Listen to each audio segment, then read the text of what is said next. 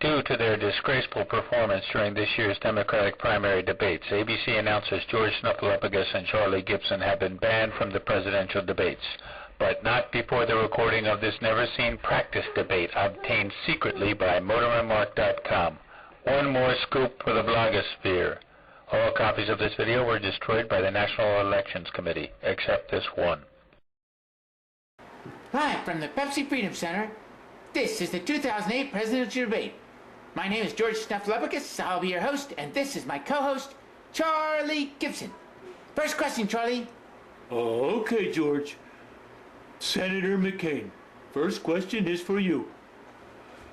When does life begin? Does it begin at conception? You betcha by golly, wow it does, Buster. And if you want to know exactly when life begins, it begins when the sperm has its head completely inside the egg. Even if a little tail is sticking out, that still is a human life just like yours or mine. Lightning round, Senator Obama. Well, I'd just like to know how Senator McCain knows that. I'll tell you how I know. You know how I know? It's a little thing they call the Holy Bible. That's right, page 853. And I quote, "My oxen's right leg will be given to my first slave at marriage." Now that, if you ask a bibliologist, it really in modern lingo that means that life begins at conception. Next question, lightning round, Chuck. Oh, George. Yes? Please don't call me Chuck. Why shouldn't I call you Chuck? Well, you know, when I first began, I was a funeral director. And my uncle, he got me a job as an anchor man because I was pretty. But I was a little young looking back then, so they called me Charles to make me seem older and more distinguished.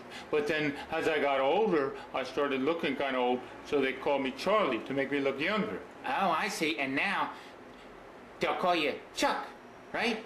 Yeah, like next year. Oh, and then maybe they could call you Chucky, and then Chick, like Chick Corea.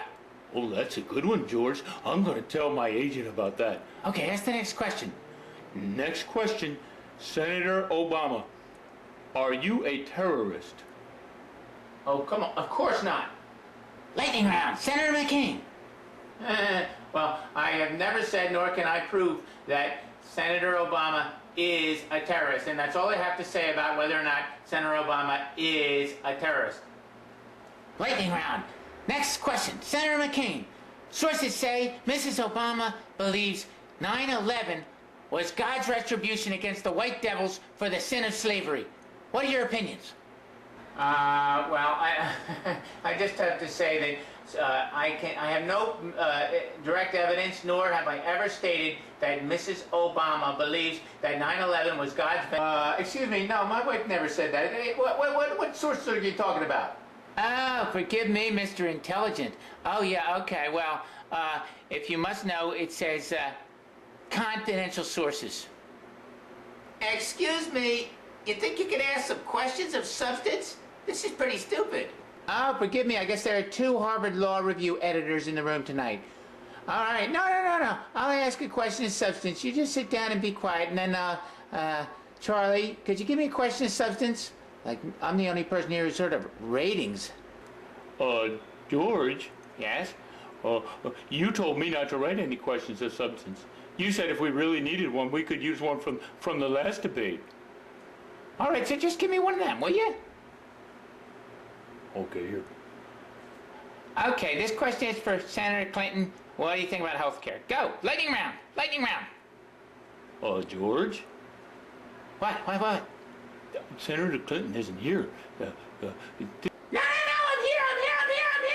No one's gonna ask that question! Hillary, sit down. I don't think they were asking that question to you. No one's gonna answer that question! My health care plan is better because Obama's health care plan doesn't cover everybody. Mine covers everybody. And if you don't want to get covered under Obama's plan, you don't get covered. But under my plan, if you don't want to get covered, you go to jail. And in jail, everybody has health care. So everybody, 100% are covered under my plan. Senator Obama.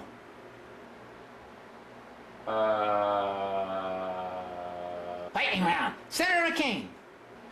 Yeah, okay. No, I can answer that question, even though it is a good question for people who read books. If I must, I'll answer it. Listen, either you have health care or you don't have health care, okay? If you don't have health care, go out and get some health care. I'm not stopping you from getting health care, okay? You know what kind of health care they had in Hanoi Hilton? Huh? In North Vietnam prison camp? You know what kind of health care they had? I'll tell you what kind of health care they had, Buster. You curled on your face to the door, and you banged your head on the door, and you called out, "Guard, guard, help me, I'm dying, I'm having a heart attack." And then the guard would come over and slide a Q-tip under the door. That's what kind of health care they had at Hanoi Hilton, okay? So stick that in your pipe and smoke it. Next question, lightning round. Okay, Senator McCain, why did you choose a hockey mom to be your vice presidential nominee? Why did I choose a hockey mom to be a vice president? I'll tell you why I chose a hockey mom to be the vice president, because hockey moms are mavericks. They don't sit around thinking about books and things like that. They think about sports. They think about acting. They're too busy to think. They're too busy because they're acting. They're doing things, you see, just like me. We're all mavericks. We're mavericks. We get things done, you see. And like if Georgia invades South Ossetia and Russia and all that, we don't have to figure out somebody's language or somebody's culture. No. We just do something. We say, "We will bomb you to the gates of hell if you don't stop." That's a maverick. I'm a maverick. Senator Obama. Well, I think it's important to say that we should not fan the flames of conflict. Fan the flames of what the hell? What are you, some kind of homosexual? What is that kind of talk? Fan the flames of conflict? Please, listen, let me tell you something, Buster. When you were sitting in your poopy diapers home here, I was fighting for your freedom over there in North Vietnam. You know that? In fact, you weren't even home here. You were in Indonesia, you little gook. I'm about to do something I really don't want to do. Oh, what are you gonna do? What are you gonna do? Huh? What are you gonna do, Mr. President? You gonna run home and cry? Is that what you're gonna do? What? No, Senator McCain, I am not going to run home. Oh, then what are you gonna do? What are you gonna do? You gonna come over here and fight me? Huh? Vietnam veteran who can't lift his arms over his head? Come on, you're gonna fight me? Come on, I'll fight you. I'll beat you using just the cheeks of my buttocks. Let's go, Buster, let's go! No, I will not fight you, Senator McCain. Oh, no? Then what are you gonna do? What are you gonna do, huh?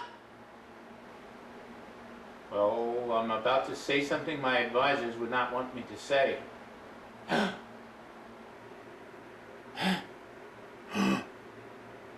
Oh, George, what do you think he's gonna say?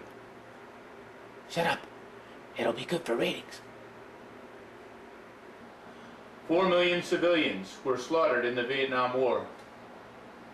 John McCain, you flew 23 bombing missions in Operation Rolling Thunder, wherein we carpet-bombed 800 tons of bombs a day on the Vietnamese peninsula. We failed to stop communism, and the country is communist to this day, and is a welcome trading partner and a harmless world neighbor. Your failure to show that character other men did show, and refused to serve in that immoral war, is reminiscent of your failure to see the obvious lies that led us into Iraq, where again we slaughtered a sea of men, women, and children, unnecessarily and thoughtlessly, as if their lives were not worth spit. Darling, did he just say what I think he said? Oh, his political career is over. Happy days are here again, the skies above are clear again. We will sing a song of cheer again. Happy days are here again. All together shout it now, there's no one who can doubt it now. So let's tell the world about it now. Happy days are here again. Your cares and troubles